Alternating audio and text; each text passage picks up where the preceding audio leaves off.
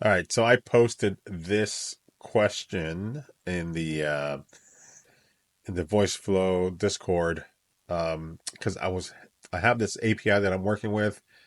It's I have to get to it first. I have to get an access token, and then I get access to the API to run commands on the API and search it. But I was having a hard time working with the API step in the VoiceFlow, and one because I'm brand new to using VoiceFlow, so I don't still kind of learning the tool itself. So, if you are one of the few who are still learning the tool and you have the same scenario where you have to authenticate with OAuth and you want to know how to use it, I'm gonna show you what I did because I was able to figure it out finally, and I'm also gonna show you what I do for the refresh. So my token requires a refresh because it's only active for 24 hours. So every 24 hours, I have to refresh the token.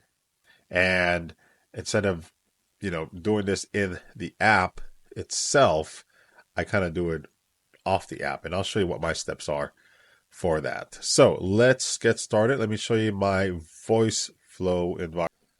All right. So here's what we have. Let me bring in a new API and we'll take a look at this. So when you're working with Auth2 API, you're going to have to set this to post. And there's a difference here. When you have it set to get, you'll notice there's only three items that you can configure: headers, parameters, and the capture response. When you set it to post, we get an additional field, which is body. Now, in my API, the documentation that it provided, it said that I needed to use the URL encode. So you notice in the body of the API step, you have three options: form data, URL encode, and raw. Typically, the URL encode is what you want to use because what that means is that it takes the client ID and the client secret and concatenates it the two across the same URL, right? So it kind of just joins them together, separated by a comma, and that's kind of what this does for that. So that's the way the API is expected for you to present it for authorization. Okay, so that was the first thing. I didn't know that existed, or I didn't know that that's where I could put this here. So those are little nuance that I just didn't understand about the about VoiceFlow. So it took me a while. So let me show you what it looks like when you have one enabled. I've been testing this. So let me see if I have one here.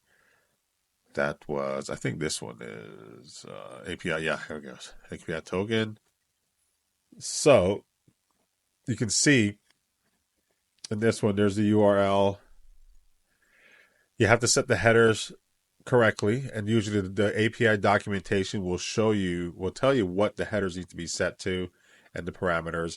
And this is where I put in my token information. So here's a client ID, and of course I masked out my token and client secret, masked out my token. You notice it's in the body and it's the URL code.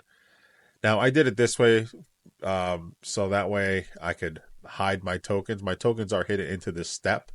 So what I used for that was just a logic step, and the way you would use that is that you would label it, but in here you would just put your code, and you got to make sure that you put your parentheses in there, so that way your token is can be copy and pasted right in there, and then you just set your variable to whatever variable you set it to. In my example, I have it set to uh, client ID. So I created a variable called client ID and client secret. So that's how you would do that. Now, another thing that most of you probably aren't doing is that when you receive your JSON array, or the response back in JSON is going to be in the JSON array. Um, One thing, if you want to receive all of it at once, then you just need to have the capture response. Now, this is a voice flow specific um, uh, way of entering or getting the information. So if you don't have response, then you're not going to get anything. You're going to get this thing that just says object in your response. So that means it's not getting anything, or you're going to get like a 0 if you're looking for numbers. So response will get you all of it, and then you apply it to a token, and then you could do other things like stringify it to be able to see it after that, right? But that's what you have to do in order to be able to see if you're capturing actual JSON information from that. What you saw me doing earlier here was that I had it set to token, so dot access token, and that's because in my JSON file, it actually, let's see if I can run it.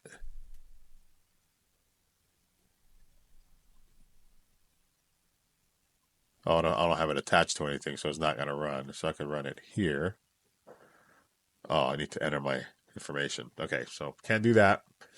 But you have to make sure that you put that information, the response, and then access token is just the way the file formatted is in the JSON file itself. All right, so let me show you now what I do for to be able to refresh my token. So what I'm using to do that is I'm using Lambda. So Lambda is a AWS product, and it's a serverless environment. So you're able to use this at a very low cost. This is probably costing me less than $3 or $5 to be able to do this. So what I did was I created I'm using now Lambda. You're able to use different variations of your runtime environment. And I see you have one Lambda, and it's only 1.6 megabytes, so it's really small. But in a function, I have I'm using my runtime environment. I'm using Node.js. I have to do some research. Now, there's different ones, and you'll see some tutorials online that they tell you about using Python, which I could have used Python as well. Python would probably been much easier for me. JavaScript is a little bit tougher for me, but I figured it out. But I use Node.js environment because they said it's supposed to be faster, but I don't really know if you need that in this environment. But anyways, my JavaScript code is what it's doing is that it's requesting the key, and when it requests the key, I also have a function that it will request a new key 1 hour before key expires. So this is completely automated as to when the keys are being requested. Unfortunately, this API does not have like a refresh token, so I have to refresh the whole key an hour right before it expires. And I asked the company who provides my data, I asked them about this, and this is what they told me to do, was to just refresh the token an hour before it expires. So I wrote a JavaScript to be able to do that, and that's what it's doing. Now, one thing you'll notice here is that I do not have any, I'm using variables because this is what makes it pretty secure, is that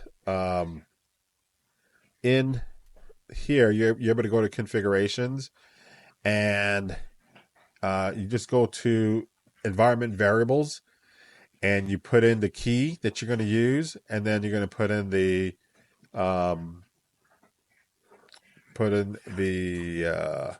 your value keys. So this is going to be your secret keys or your token keys or whatever, and then you use the variables in your code. So you're not actually putting your keys inside the code. You're using variables to do that. So that keeps it very secure for this end.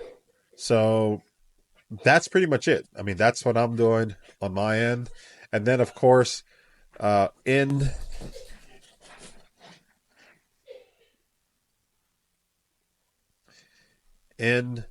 VoiceFlow, then I'm just let me see if I got the one I'm working on, my production one.